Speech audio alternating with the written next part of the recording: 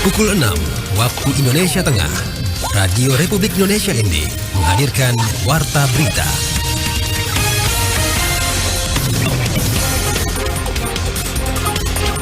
Selamat pagi saudara, Anda mendengarkan Warta Berita pagi ini edisi Kamis 23 November 2023 dengan Sari Berita. Penahanan bayi di Rumah Sakit Umum Daerah Tice Hillers Maumere menuai kritik dari Ombudsman NTT. Menghormati meninggalnya Uskup Agung ND, Bupati ND tetapkan hari ini Kamis 23 November 2023 sebagai hari libur bersama. Bersama saya Leli Kara, kita ikuti segera berita selengkapnya.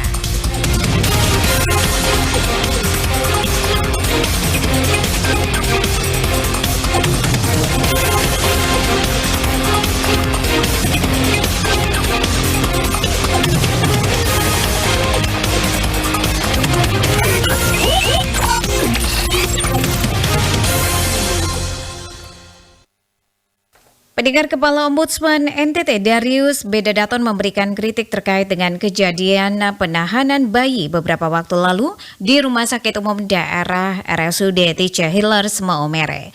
Informasi selengkapnya disampaikan rekan kami Veranda Garus. Menurutnya, layanan kesehatan dianggap sebagai layanan dasar warga yang menjadi tanggung jawab utama pemerintah. Kepada RRI Rabu kemarin, Kepala Ombudsman Nusa Tenggara Timur Darius Bedadaton mengatakan saat pasien masuk rumah sakit, jika petugas rumah sakit mengetahui bahwa pasien ini tidak mampu dan tidak dijamin Jaminan Kesehatan Nasional atau JKN-KIS, rumah sakit seharusnya segera berkoordinasi dengan Dinas Sosial Kabupaten Sika. Bagi Darius Bedadaton, membiarkan pasien menjadi pasien tanpa jaminan atau pasien umum, terutama yang tidak mampu, akan memberikan beban yang sangat berat bagi pasien tersebut. Penahanan bayi seperti ini sebenarnya mencoreng citra pemerintah daerah karena layanan kesehatan ini adalah layanan dasar warga yang menjadi tugas utama pemerintah. Semestinya saat awal masuk ke rumah sakit, jika memang petugas rumah sakit kita tahu bahwa pasien ini dikategorikan tidak mampu atau tidak dijamin JKN-KIS, maka rumah sakit bisa membantu untuk segera menghubungi atau berkoordinasi dengan Dinas Sosial Kabupaten Sika agar pasien ini bisa dibantu dengan skema peserta bantuan iuran APBD atau skema bantuan Pemda lainnya. Darius Bedadaton menekan agar rumah sakit harus segera mencari solusi untuk memulangkan bayi tersebut, terutama jika benar-benar berasal dari keluarga yang tidak mampu. Berdasarkan informasi yang beredar, kronologi ini terjadi kepada seorang balita berusia 11 bulan berinisial NKS, warga desa Waipar, Kecamatan Talibura, Kabupaten Sika. Bayi tersebut terpaksa ditahan di RSUD Tice Hillers Maumere karena orang tuanya tidak mampu membayar tagihan rumah sakit. Balita ini merupakan pasien rujukan dari Puskesmas Matumbaing dan diduga menderita gizi buruk dan mengalami keterlambatan tumbuh kembang. Orang tua bayi diketahui mengalami kesulitan membayar tagihan rumah sakit sebesar 1,9 juta setelah menjalani perawatan selama 4 hari di RSUD Tice Hillers Maumere. Dan tentu ini akan sangat berat bagi pasien yang benar-benar tidak mampu ya. Saya berharap tidak ada lagi kisah penahanan bayi seperti ini di seluruh rumah sakit di Nusa Tenggara Timur ini karena ini kurang bagus ya. Karena itu saya minta Rumah Sakit Hillers Maumere segera mencari solusi untuk memulangkan bayi ini jika benar-benar dari keluarga tidak mampu. Darius berharap RSUD Tice Hillers Maumere harus segera mencari solusi yang baik untuk menangani kasus ini, sehingga tidak ada pihak yang dirugikan, apalagi layanan kesehatan dianggap sebagai layanan dasar warga yang menjadi tanggung jawab utama pemerintah. RRI ND Veranda Garus melaporkan. Dalam rangka menghormati sekaligus sebagai pernyataan duka cita yang mendalam atas wafatnya Uskup Agung ND Monsinyur Sensisius Sensi Potokota, pemerintah Kabupaten ND menetapkan libur bersama untuk semua ASN, OPD, dan sekolah di ND. Laporan selengkapnya disampaikan Lady Badin. Surat edaran Bupati ND nomor 854/5458-Kespen-11/2023 yang menyatakan bahwa pada hari ini Kamis 23 November 2023 dinyatakan sebagai hari libur bersama untuk seluruh aparatur sipil negara, kantor pemerintahan dan swasta serta sekolah di semua jenjang pendidikan di Kabupaten ND. Bupati ND Dr. Andus Jafar Haji Ahmad pada Rabu 22 November 2023 mengungkapkan bahwa hari libur bersama tersebut adalah sebagai sebagai bentuk penghormatan dan duka cita yang mendalam atas wafatnya Uskup Agung ND Monsinyur Vincenzius Sensi Potokota yang akan dimakamkan di Ndona pada hari ini. Itu bentuk penghormatan masyarakat kaum ND terhadap yang mulia. Tokoh yang memang tokoh yang membuat daerah yang baik.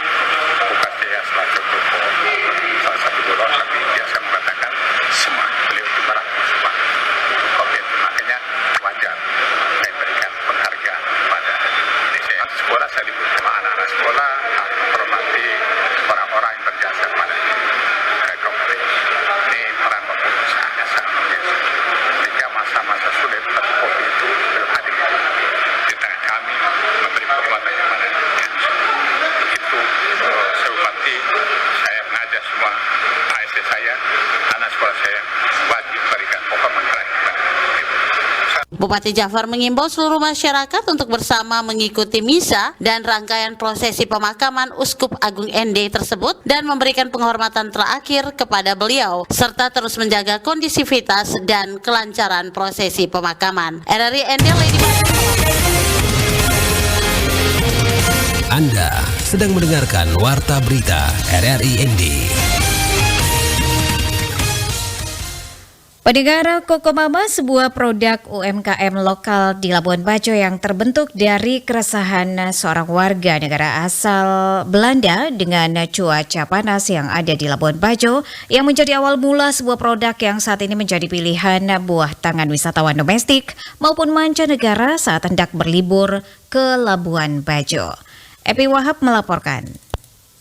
Kokomama merupakan salah satu produk UMKM lokal di Labuan Bajo yang didirikan oleh Misal Gina Heringa atau yang akrab disapa Zina, yang merupakan warga negara asing asal Belanda yang sudah 7 tahun tinggal di Labuan Bajo dan saat ini berstatus sebagai seorang istri dari salah seorang warga lokal asli Labuan Bajo. Gina menjelaskan awal mula produk Kokomama diciptakan berawal dari keresahannya dengan cuaca yang panas di Labuan Bajo sehingga dia berinisiatif untuk meracik sebuah produk dengan menggunakan bahan alami berupa kelapa yang kemudian dijadikan coconut oil dan produk-produk lain yang ada di Kokomama. Dan karena ibu-ibu hamil ada banyak hormon beda, menjadi kulit saya sangat kering sama gatal waktu hamil.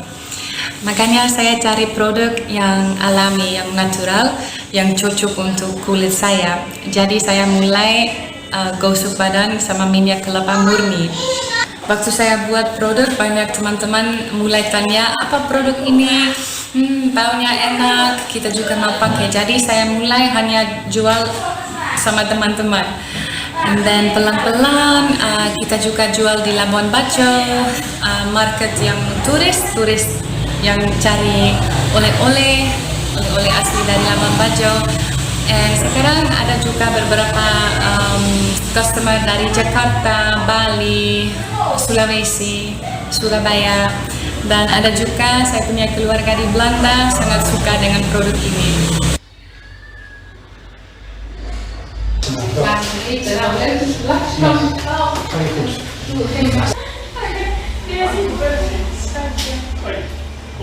Di Kokomama ini sendiri ada sekitar 10 produk yang dijual dan diproduksi berupa produk sunscreen, sunblock, lip balm, coconut oil, aromaterapi, parfum, sabun, minyak gosok, dan juga spray. Gina juga menambahkan bahwasanya produk yang digunakan merupakan produk asli dari Manggarai Barat dan beberapa kota di Flores yang kemudian dilakukan uji laboratorium di Mataram, Nusa Tenggara Barat sebelum kemudian dikirim kembali ke Labuan Bajo untuk dijual.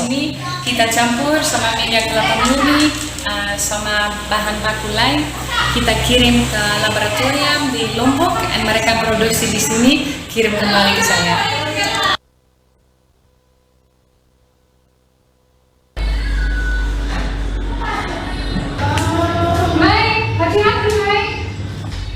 Pendengar, kita beralih ke berita selanjutnya. Sepanjang tahun 2023, kunjungan wisatawan ke Kabupaten Ngada mengalami peningkatan yang cukup signifikan. Ini berdampak positif terhadap perekonomian masyarakat daerah, khususnya penyedia akomodasi pariwisata, serta peningkatan pendapatan asli daerah. Informasi ini selengkapnya disampaikan Ferry Sool. Zona keindahan alam serta keunikan budaya di Kabupaten Ngada merupakan aset pertumbuhan ekonomi baru dengan semakin meningkatnya kunjungan wisatawan baik lokal maupun asing untuk menikmati berbagai jenis spot wisata yang ada. Salah satu tempat wisata unggulan Kabupaten Ngada adalah Kampung Adat Megalitikum Bena yang masih penuh dengan keaslian tradisi leluhur serta keunikan penataan rumah adat yang tersusun rapi dari bebatuan alami dan kesederhanaan kehidupan masyarakat setempat yang penuh keramahan serta menawarkan berbagai jenis souvenir khas Kampung Adat Bena dengan harga terjangkau. Peningkatan kunjungan wisatawan tidak terlepas dari peran para tour guide yang tanpa kenal lelah memperkenalkan objek wisata kepada para tamu dan memberikan pengalaman menarik terkait kehidupan masyarakat lokal yang penuh kedamaian dan keramah tamahan berbalut pesona alam dan kampung adat yang asri serta unik. Salah seorang tour guide Inosensius Toa mengakui bahwa minat kunjungan wisatawan ke Kabupaten Ngada begitu tinggi sehingga mereka kadang kewalahan melayani permintaan wisatawan asing untuk berkeliling ke spot wisata di Kabupaten Ngada. Dirinya berharap dengan meningkatnya kunjungan wisatawan ini, fasilitas penunjang pariwisata seperti jalan dan pengolahan sampah di lokasi wisata lebih ditingkatkan. Untuk sementara tahun ini kita berada di posisi ada peningkatan kunjungan. Yang masih tergolong spot favorit itu masih kunjungan di desa-desa wisata seperti kampung, di sini ada Kampung Luba, ada Kampung Bena, ada Kampung Tololela, itu jalur short trekking, itu trekking pendek mulai startnya dari Kampung Bena menuju ke Tololela dan berakhirnya trekking menuju ke Kampung Gurusina. Jadi masih ada titik 4 kampung wisata favorit untuk di Ngada, dan ada beberapa penambahan seperti salah satu Wolobobo itu jadi tempat favorit juga yang akhir-akhir ini banyak dikunjungi, dan ada penambahan untuk wilayah Golewa, Kecamatan Golewa khususnya itu wisata air terjun di sana itu lagi bagus sekarang, ada peningkatan. Dinas Pariwisata Kabupaten Ngada mencatat jumlah kunjungan wisatawan ke Kampung Adat Bena pada semester 1 Januari hingga Juni 2023 telah mencapai 33.428 orang, naik lebih tinggi dari total kunjungan pada tahun 2022 sebanyak 4.570 orang. Dengan adanya peningkatan kunjungan wisatawan, meski perlahan tentunya berdampak pada roda perputaran ekonomi masyarakat dan berbagai bentuk perjumpaan yang memberikan manfaat sosial dan budaya. RRI ND, Ferry Soo melaporkan. Dan pendengar, kita beralih ke berita selanjutnya. Kegiatan eksibisi tinju antar komunitas dalam wilayah Kota ND yang berlangsung di Makobrimob Batalion 3 Kompi BND mendapat dukungan dari anggota DPD RI Angelus Wakekako. Dan informasi ini selengkapnya disampaikan rekan kami Rovinus Vula.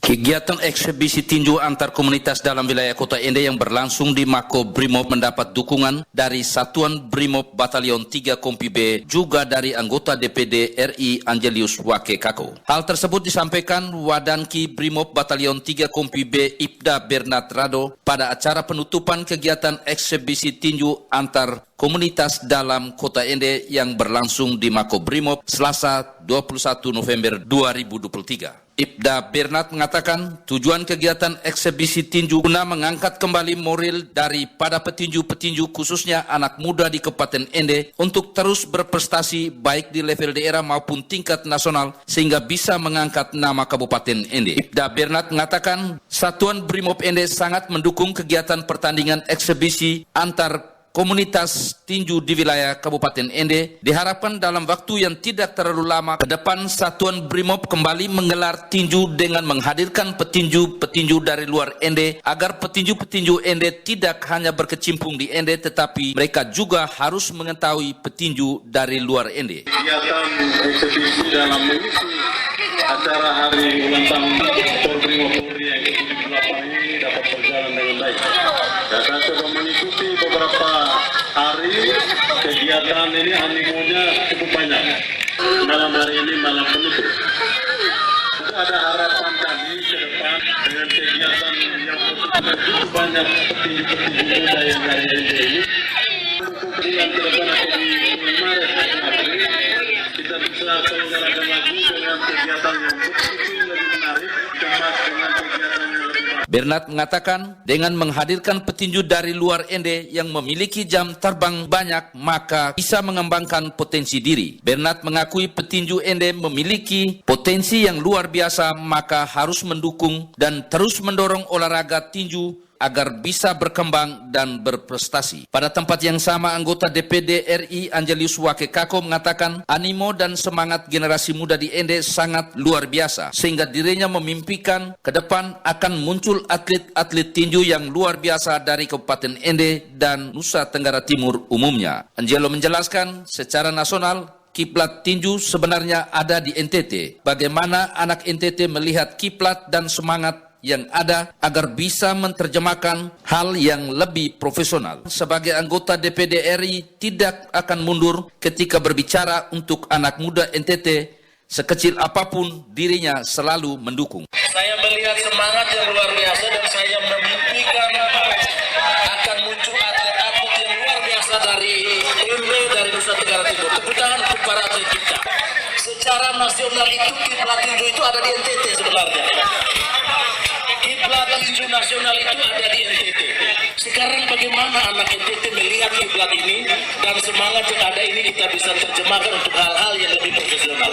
Selain itu, Angelo juga meminta pengurus Pertina Kabupaten Ende jika ada informasi pelatihan untuk mendapatkan lisensi bagi pelatih maupun wasit tinju harus dikirim. Sebagai anggota DPD RI, Angelo siap mendukung dan bisa mendatangkan instruktur untuk memberikan pelatihan. Dengan demikian, para pelatih maupun wasit tinju di Kabupaten Ende memiliki lisensi. RRI Ende Rofinus Fula melaporkan.